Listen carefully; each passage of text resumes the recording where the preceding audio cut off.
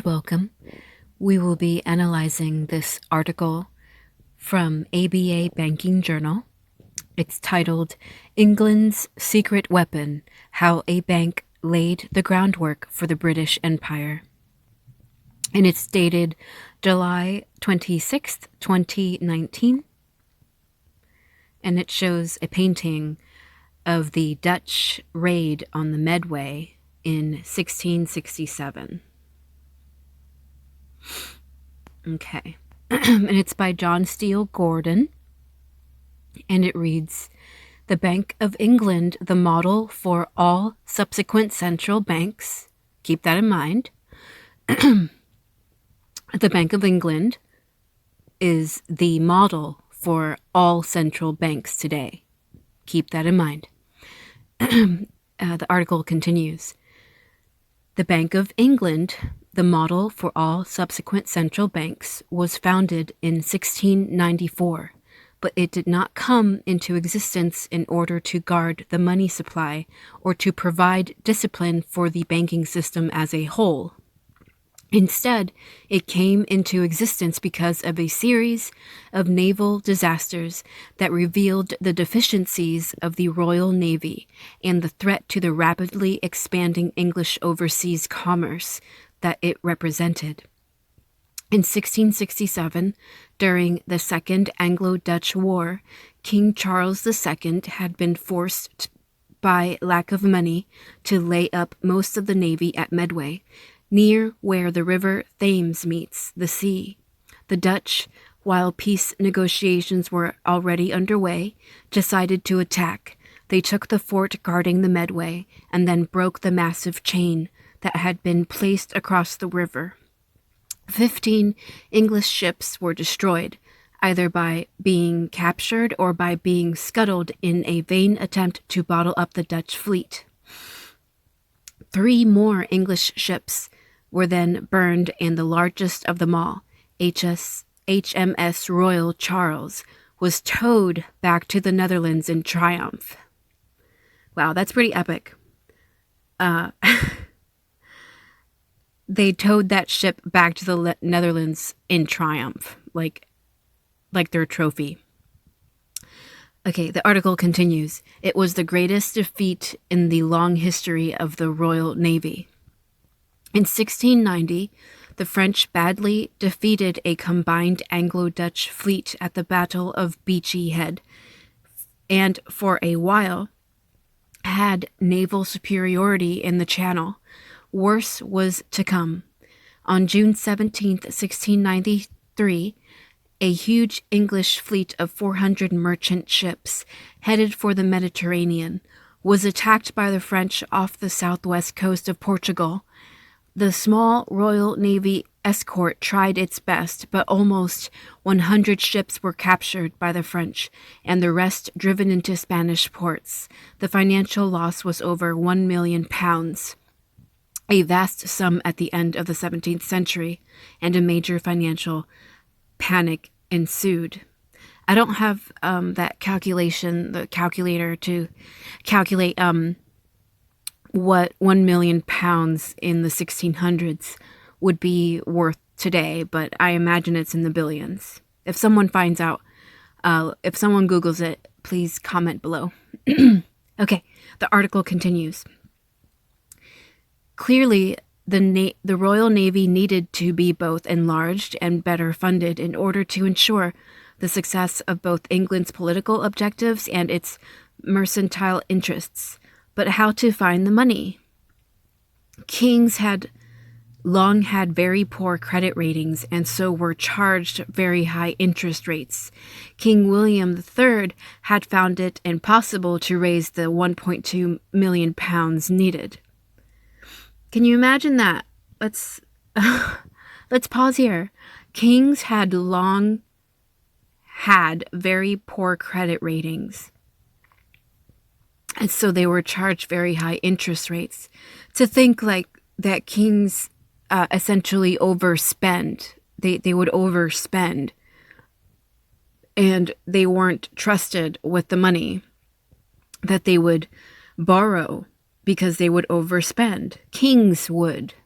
Imagine that. And then so England had to come up with a solution because the kings don't know how to spend their money and don't know, right? Like, it's like, what do kings do? They buy expensive garments and food, and, they were often overeaters, right? Like, screw the people, screw the poor. And then they had servants and slaves, right? And they would overspend because they wanted a life where they had to basically do nothing, right? That's all that kings want, is they want a life where they just sit back and someone does every single thing for them. And that costs money, and kings don't care.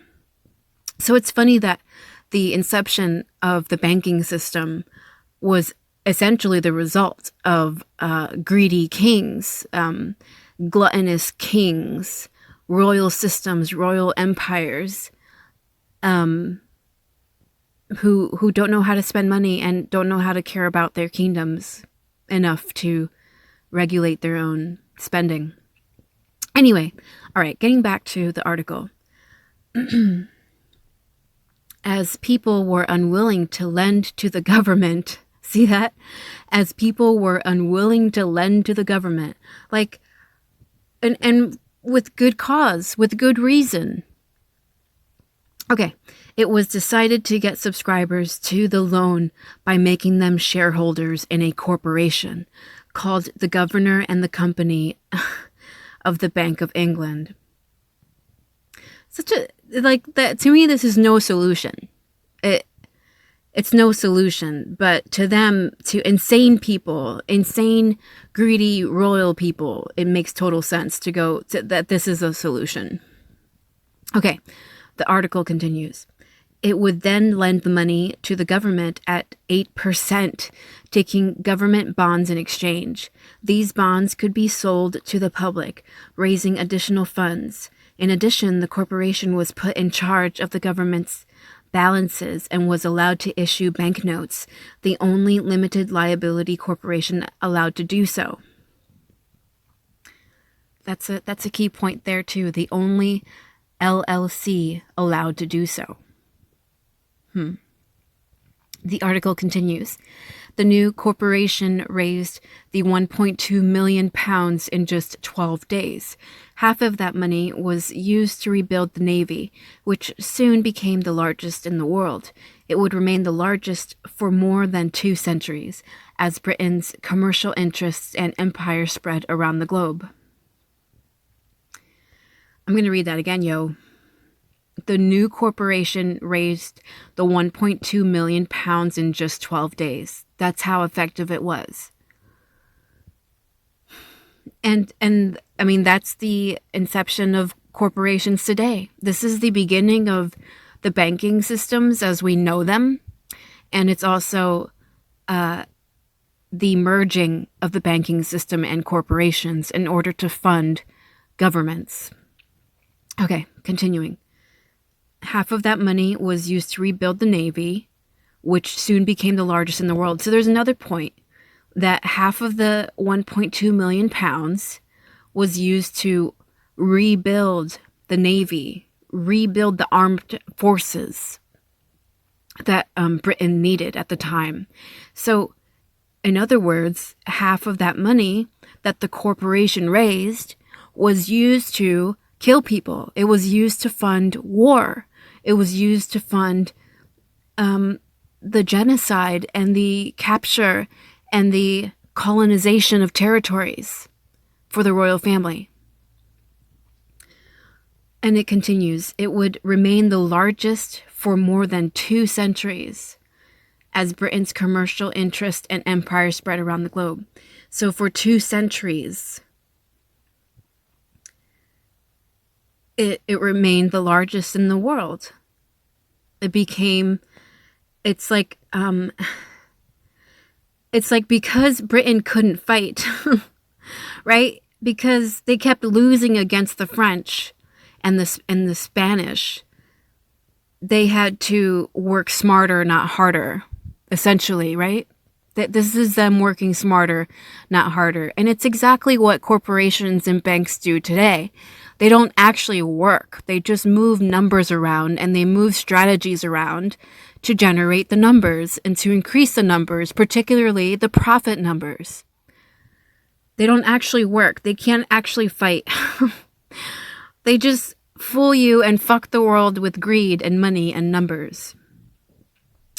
The article continues, building up the Navy also stimulated British industry and agriculture, but the most important effect was the creation of the first modern national debt.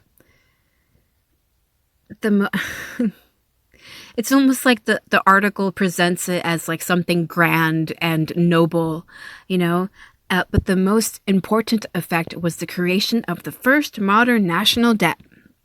Like it's something wonderful to marvel at, like the first modern national debt, and if we think about the U.S.'s national debt and why the U.S. has national debt, and if we think about the Federal Reserve and how it is owned by private parties, the Federal Reserve is itself defined as a private entity that's not even federal, but it operates like a corporation. And the U.S. will forever be in debt to the Federal Reserve. That's how it works. The borrowing of money, the having, the possessing of money is the possessing of debt, any way you look at it. Okay. The article continues. Once people had faith in the soundness of government bonds, they were more than happy to use their surplus capital to buy the government bonds, bringing millions in capital out of hiding. Yeah, but like these people were also funding the Navy, It's like, yeah, let me get your bonds. Yeah, let me kill some people. Yeah, so you guys can take over more territory. Okay, continuing. The ability of Britain to borrow large sums at low rates turned out to be the secret weapon behind its many victories in the endless wars of 18th century against France and Spain. It was the Bank of England and the British national debt that made Great Britain a superpower. Do you see that?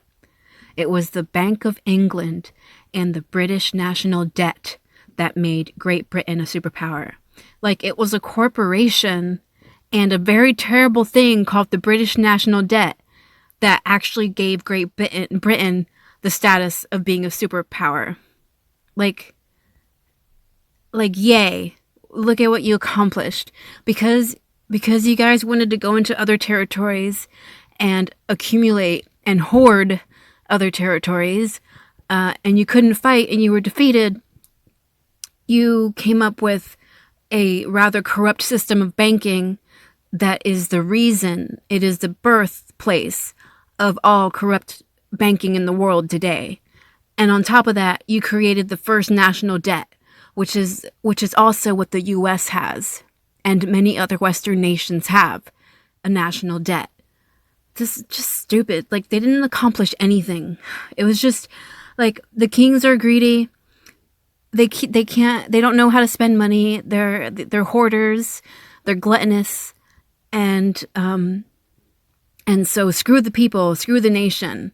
Let's start a very corrupt banking system and a very damaging, destructive national debt so that the product of having money as a government means the government is in debt. It's like it's never designed to get the government out of debt. Amazing. Anyway, let's watch a video. This video is titled The Spider's Web, Britain's Second Empire, The Secret World of Finance. It was uploaded September 14th, 2018, and the description reads, The Spider's Web, Britain's Second Empire. Michael Oswald's film, The Spider's Web, reveals how at the demise of the empire, the City of London's financial interests created a web of secrecy jurisdictions that captured wealth from across the globe and hid it in a web of offshore islands. Today, up to half of global offshore wealth is hidden in British jurisdictions, and Britain and its dependencies are the largest global players in the secret world of finance. Yep.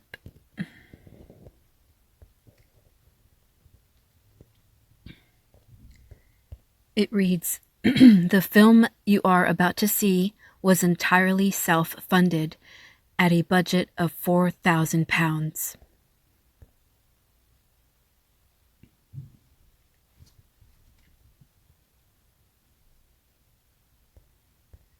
It reads, at the twilight of the British Empire, bankers, lawyers, and accountants from the City of London set up a spider's web of offshore secrecy jurisdictions that captured wealth from across the globe and funneled it to London.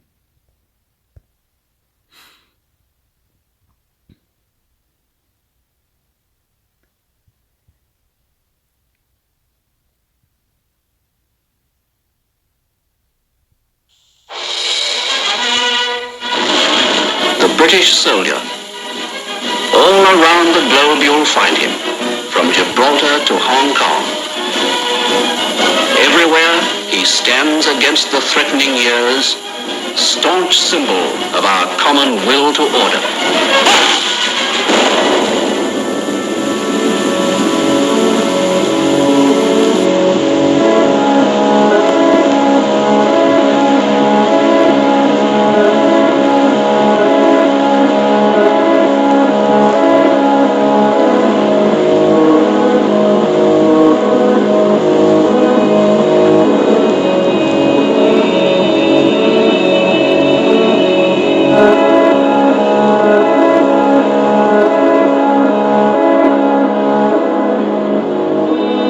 British Empire, the largest empire the world has ever known.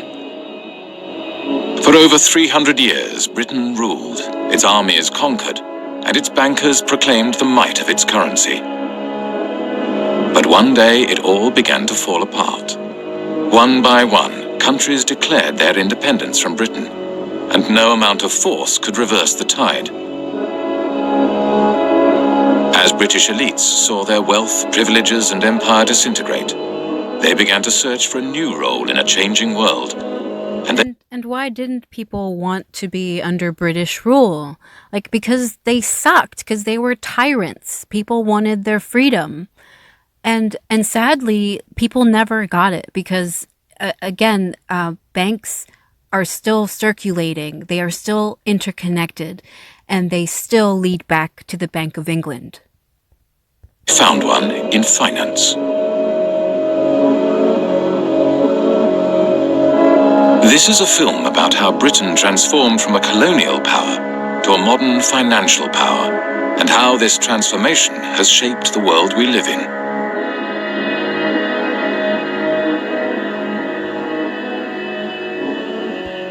And what is it really that they discovered that they could get what they want with money?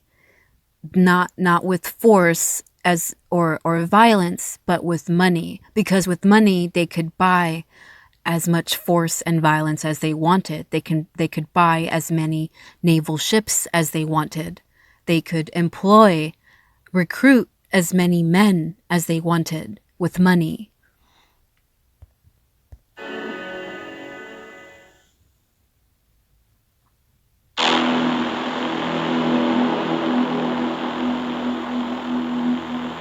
In the days of the British Empire, the City of London was the world's biggest global financial centre. The City of London was the kind of beating financial heart of the British Empire. The historians Kane and Hopkins call it the governor of the imperial engine. All these countries in the empire used to use the sterling currency, and the City of London was kind of the financier of this zone, not just inside the sterling zone, but outside the sterling zone as well. As Britain's empire declined, so too did the City of London. One British Army truck is bombed, killing 2 soldiers and wounding 12. As rioting becomes daily more widespread on Cyprus, young people of high school age take an increasing part in the violence. Here, a group of girls are being dispersed after a rock-throwing battle with British military police. With the decline of empire, British commercial interests across the globe were under threat. In 1956, Egypt nationalized the Suez Canal. A new Middle East crisis arises as President Nasser of Egypt tells a wildly cheering crowd in Alexandria that Egypt has seized the internationally owned Suez Canal. France and Britain issue a 12-hour ultimatum. Within hours of its expiration, Britain's warplanes are winging their way to Egypt, and its bombers attack 5 key cities, including Cairo. The United States was opposed to the invasion and put pressure on Britain and France to withdraw their troops. There will be no United States involvement in these present hostilities. It is our hope and intent this matter will be brought before the United Nations General Assembly. There, the opinion of the world can be brought to bear in our quest for a just end to this tormenting problem. Yeah, if only the U.S. still talked like that. If only U.S. presidents still talked like that. But you will notice that they are all purchased by NATO in the year 2024. There will never again be a U.S. president who isn't pro-war. Britain was humiliated. The Suez Crisis signified the end of Britain's role as one of the world's major powers. Following the crisis, there was a run on the sterling, on the UK pound. Some people suspect that the American government was encouraging this run on the UK pound. As financiers withdrew their money from Britain, the value of the pound decreased. To protect the value of the pound, Britain limited the bank's overseas lending. They were not able to invest abroad, and obviously they were unhappy. And we don't know exactly the context, but it's very clear that the banks or their representative made a representation to the Bank of England, which in itself was dominated by representatives from the banking industry. It seems that they have reached an agreement which was never written, that if the banks intermediated between two non-residents in a foreign currency, in that case the dollar, that this particular intermediation, this particular deal will not be considered by the Bank of England under its own jurisdiction. The banks began to create a market for dollars in London, called the London Eurodollar market. To differentiate these euro market activities from their domestic banking activities, banks kept 2 sets of accounts. The Bank of England, the UK regulator, declared that the London euro market accounts were not in London. They were elsewhere, and therefore it had no responsibility for regulating them. It's about providing a legal space in which you pretend activity is taking place. And the importance of that is that you pretend it's not taking place in the economy where it really is taking place. So you're taking activity from the place where it's regulated and taxed and pretending that it's happening elsewhere. Now, where doesn't really matter, it's just elsewhere. When American banks realized that London offered the ability to avoid US regulations, they moved their international operations to the city.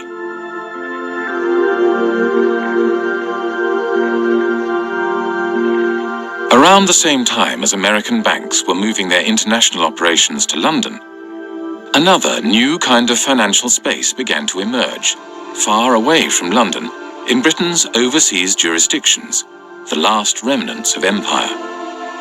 Back in the 60s, the Cayman Islands was a complete backwater. The stories go that mosquitoes were so thick in the air sometimes they were enough to suffocate cows. That's a legend that you hear about the Cayman Islands. I don't know how true it was, but there was nothing happening there. Accountants and lawyers from London arrived in the Cayman Islands and other British dependencies and began to draft a set of financial secrecy laws and regulations. Because these jurisdictions' main selling point was secrecy, they were called secrecy jurisdictions. What the Cayman Islands was doing was straightforwardly illegal activity.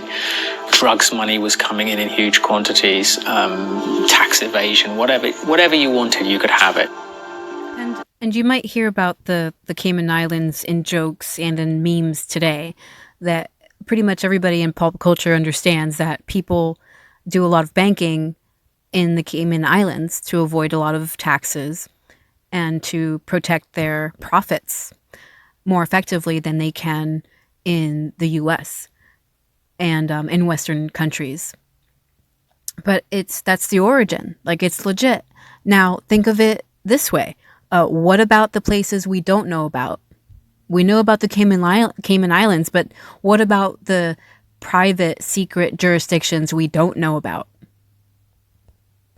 The Bank of England was observing the developments from London and noted in a report marked secret, dated 11th of April 1969, "We need to be quite sure that the possible proliferation of trust companies, banks, etc., which in most cases would be no more than brass plates manipulating assets outside the islands, does not get out of hand.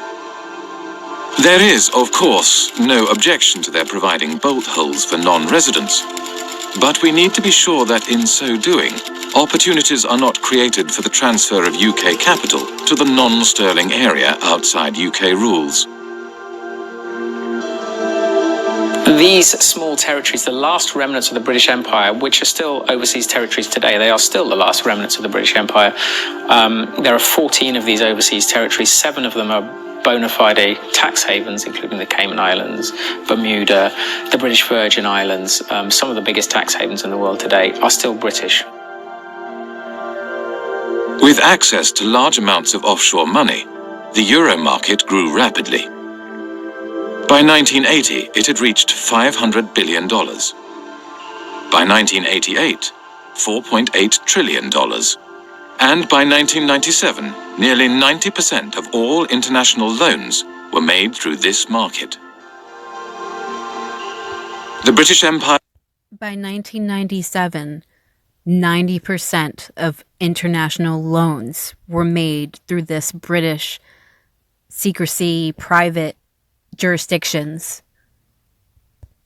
Had sunk, leaving hardly a trace behind. But the City of London adapted and survived.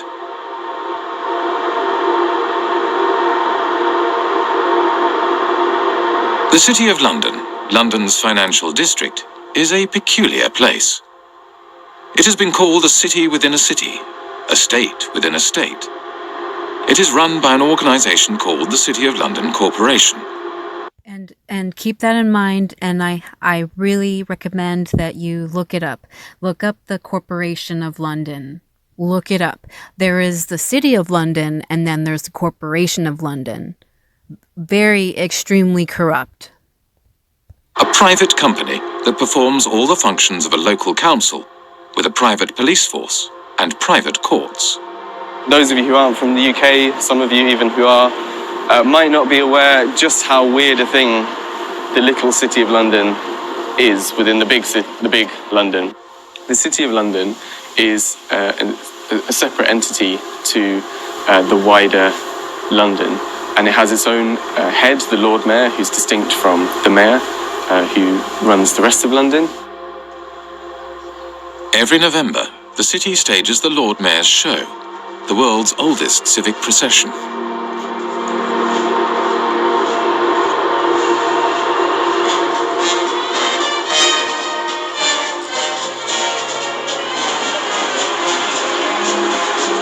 The City of London has long had this curious legal status because back in 1066, when William the Conqueror came over, the city was one of the only portions of England that he failed to conquer, and he struck a deal with the city in 1067 that allowed them to continue functioning.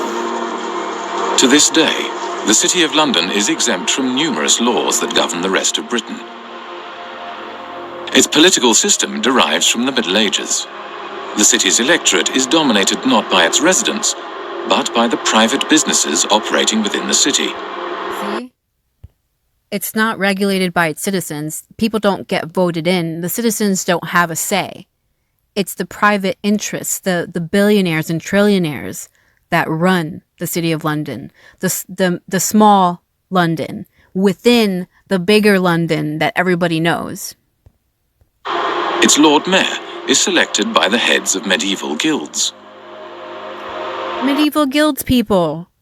We're talking about centuries upon centuries upon centuries of secret society just running, just out there, out in the open in London with their corruption on display.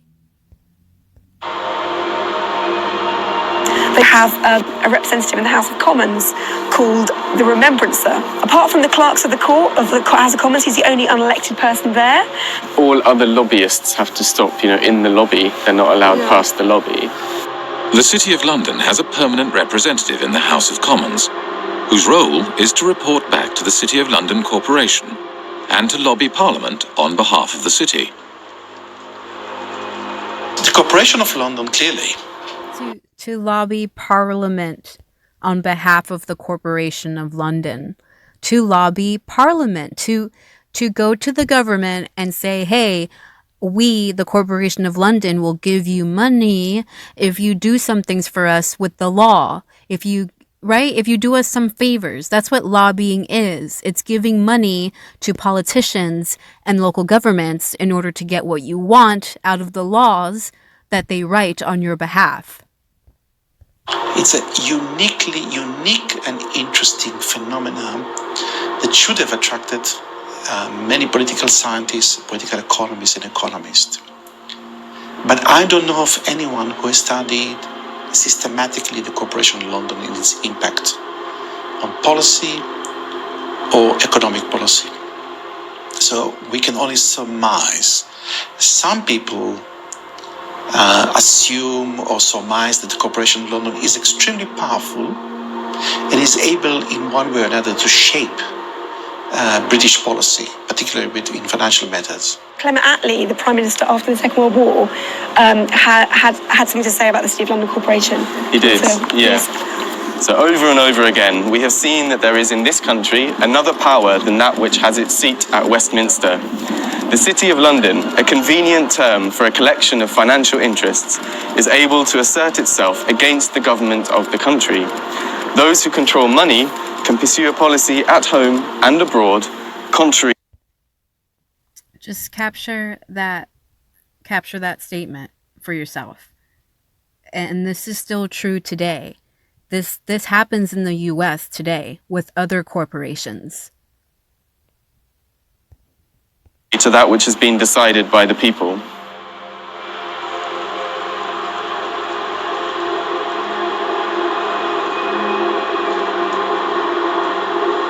At the heart of the City of London stands the Bank of England. The Bank of England is not just a central bank. And it begs the question, does voting even matter? Does voting actually make a difference? If your government can be purchased, if the laws your government makes can be purchased. It is also a financial regulator. At the demise of empire, the Bank of England used this regulatory authority to help attract the world's banks to London. In 1972, the Bank of England issued a license to the Bank of Credit and Commerce International, which set up its head office in London. Within 10 years, BCCI grew into the 7th largest bank in the world. 10 years later, BCCI was bankrupt. The deputy director of the CIA, Richard Kerr, said late today that the CIA did use BCCI to support CIA activities overseas. Right there. See? CIA, right? U.S. government. Even they are involved in corrupt entities, corrupt banking entities. BCCI had not just collaborated with the world's intelligence services. It had also engaged in extensive financial fraud, money laundering, and terrorist financing. BCCI constituted international global crime of a level that boggles the mind. BCCI was financing terrorism. The Bank of England knew it, says the report, but instead of supervising it properly, it tried to prevent the bank's collapse. I am saying very directly that the Bank of England had sufficient information in front of it to close BCCI 15 months earlier than it did. Millions of depositors were hurt in that process. Numerous whistleblowers from BCCI had contacted the Bank of England, yet the Bank of England did nothing. The Bank of England had plenty of time to intervene and investigate, but it did not do so because the tradition at that time, which still survives, is that, well, actually, you have to just kind of send hints and talk over lunch tables with the chaps regulating other chaps, and all would be well. Robin Lee Pemberton, the governor of the Bank of England at the time of the collapse of BCCI, commented, "The present system of supervision has served the community well. If we closed down a bank every time we found an incidence of fraud, you would have rather fewer banks than we do at the moment." That's stupid. That's really stupid. Like, that just shows you their priorities. Like, they really didn't give a fuck. They're just like, the bank's got a bank. London was a place for banks to engage in business that was not allowed elsewhere, where senior bankers did not have to worry about the consequences of their actions. This is one of the reasons why today there are more banks in London than in any other financial centre. In Britain, nobody goes to jail. No bankers go to jail. They generally don't. They are a protected species. And that is part of the offshore business model of the UK, is to say, we will protect you. We will bring your money here. We will look after you. We're not going to put you in prison. We'll let you do what you want. And that's the world that a majority of us live in. If you have money, people listen to you. If you have money, you can afford legal representation. If you have money, major corporations and major banks want you. They want your money. They want you in their club. But if you don't have money, you essentially don't exist to them. You don't exist to them. You don't matter to them. Light touch regulation was one way of attracting business to London. Another was secrecy. From the 1960s onwards, City of London institutions began to establish offshore branches in former outposts of the British Empire. Their aim was to create offshore centres with strong secrecy legislation in order to attract capital from across the globe. Swiss banking secrecy is the most famous, the most well-known. You put your money in a Swiss bank and they promise not to tell anybody, and that's one kind of secrecy. But another kind of secrecy, which is very British, is the trust. And the trust is a very slippery, complicated and devious mechanism. Trusts emerged, the legend has it, from the time of the Crusades, when the knights would go off and fight in foreign lands, and they would leave their assets in the care of trusted stewards. What trusts do ultimately is they play with the concept of ownership. Ownership is not such a simple thing. So the settlor, the knight in this case, would hand over the assets to someone who these days would be called a trustee. It's often a lawyer. Legally, you are separated from those assets. They're not yours anymore. There's a barrier. You can't... Okay, I need to point this out. He is using South Park characters to illustrate the settler, the trustee, and the beneficiaries. Brownie points for that man. Be taxed on them. You can't be... Nobody's going to find anything about your connection to these assets. In Britain's offshore jurisdictions, no qualifications are necessary to be a trustee. Anyone can set up a trust and act as a trustee. There is no registry of trusts. There are no bodies to certify that a trust has been set up. The only persons who know about the creation of this agreement are the trustee and the settlor. There's no obligation to register it. There is no financial reporting obligation of trusts. They're not required to put annual statements onto account anywhere. So actually trusts are, to all intents and purposes, invisible arrangements. Economist John Christensen was an economic advisor to the secrecy jurisdiction of Jersey for 10 years. We're not talking about a few million. We're talking now about trillions. Trillions of dollars of capital, which apparently belong to nobody. For tax purposes and for other purposes, they belong to nobody. Everything, works of arts, gold bullion, horse racehorses, cars, real estate, not just financial assets, but a whole load of non-financial assets belong to these trusts, sitting there belonging to nobody.